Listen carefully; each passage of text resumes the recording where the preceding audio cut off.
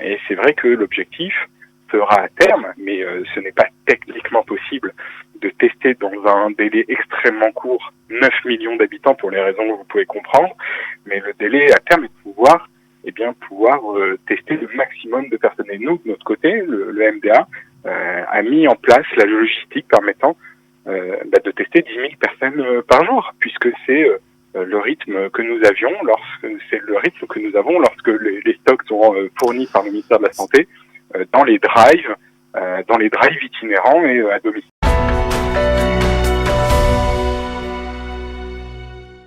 Nous sommes avec notre invité pour quelques minutes ensemble jusqu'à la revue de la presse et des médias israéliens à 8h30. Ariel Mallet du Magen David Adom, bonjour. Bonjour Daniel, bonjour à tous. Merci d'être avec nous ce matin avec un léger retard par rapport à l'horaire prévu. Où en est-on ce matin, en particulier dans le domaine de démultiplication des tests de dépistage? Où en est le Magen David Adom?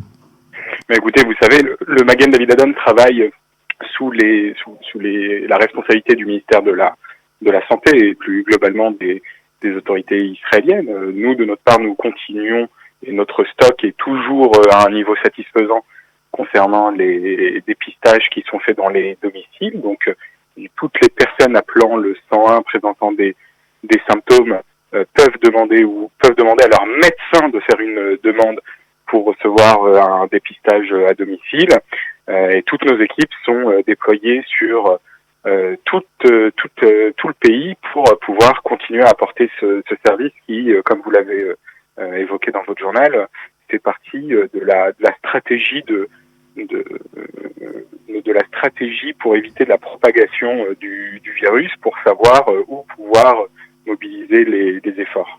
Est-ce que, outre le Magen David Adom, aujourd'hui, il y a d'autres institutions, comme par exemple les Coupot Cholim, qui sont engagées dans la réalisation de tests de dépistage? Oui, effectivement, les Coupot Cholim, sous elles, la responsabilité de l'armée israélienne, elles le font avec la défense passive, commencent également à faire des dépistages. Et c'est vrai que ça peut être extrêmement utile puisque nous avons des personnes. Le Magen David Adom fait vraiment en sorte de pouvoir se concentrer sur les personnes présentant les symptômes. Nous recevons beaucoup d'appels de personnes qui désirent se faire tester alors qu'elles ne présentent ni symptômes ni contact direct avec des patients. Et toutes ces personnes-là se tournent en général vers leur Coupot Cholim. Et c'est vrai que l'objectif sera à terme, mais ce n'est pas techniquement possible de tester dans un délai extrêmement court 9 millions d'habitants pour les raisons que vous pouvez comprendre. Mais le délai à terme est de pouvoir tester le maximum de personnes. Et nous, de notre côté, le MDA a mis en place la logistique permettant de tester 10 000 personnes par jour, puisque c'est le rythme que nous avions lorsque les stocks sont fournis par le ministère de la Santé dans les drives itinérants et à domicile. Alors, je voudrais avec vous essayer de comprendre, il y a une augmentation du nombre de malades, mais elle est due bien entendu à l'augmentation du nombre de tests de dépistage, n'est-ce pas? On est d'accord sur ce point. Écoutez, je préfère ne pas m'aventurer sur cette analyse, même si j'aurais tendance à vous confirmer. Il y a un chiffre qui est également un indicateur, malheureusement, c'est le chiffre des personnes qui sont décédées.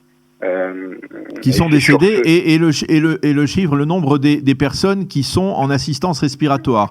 Or, de ce point de vue, si l'on regarde cette courbe, on est à 106 personnes qui sont en assistance respiratoire et je le disais aussi, le nombre n'a pas augmenté durant les 24 dernières heures. Est-ce qu'effectivement c'est une source d'optimisme, on va dire, au niveau des services médicaux? Oui, même s'il faut raison garder, il faut extrêmement prudent puisque le combat est vraiment loin d'être fini, surtout à l'approche des fêtes de Pessah. Et vous savez que nous entendons beaucoup de gens qui vont prendre le risque de faire des sétarim avec beaucoup de monde. Et même si le fond de ma pensée est que le sentiment que nous avons, c'est que la communauté francophone, de par ses relations extrêmement étroites avec la communauté juive de France, a pu constater ce qui malheureusement avait découlé des michetés de Pourim. Et elle est peut-être plus prudente que le reste de la population qui est plus à distance de ce qui se passe dans les communautés juives à l'étranger. Mais il faut le répéter. Et surtout, j'ai envie de vous dire, surtout, si vous comptez passer des sédarim avec des personnes à risque, des personnes âgées, des personnes qui sont victimes de maladies chroniques, même si vous n'avez aucun symptôme et que vous pensez aller bien, vous prenez un risque qui serait de contaminer des gens. Et c'est, et je l'ai déjà dit sur votre antenne, nous sommes garants les uns des autres. Voilà, c'est une phrase qui tient à cœur à beaucoup de gens, je sais, chez Qualita, et là on est en plein dans cette illustration. Et donc il va falloir que chacun prenne sur soi. Ce sera une soirée extrêmement difficile, et je pense à toutes les personnes qui seront seules chez elles le soir du Seder, qui seront sans leurs enfants, sans leurs parents, sans leur famille. Ça sera pour mieux se retrouver après.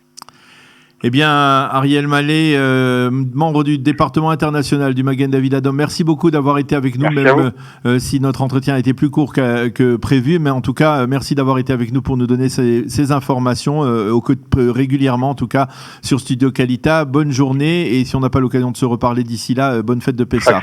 Chag Sameach. Retrouvez du dimanche au vendredi notre live quotidien spécial coronavirus. 3 heures de direct ininterrompu de 8h à 11h. Pour tout savoir sur l'actualité du virus en Israël, mené par Daniel Haïk, Olivier Granillic et Cathy Choukroun.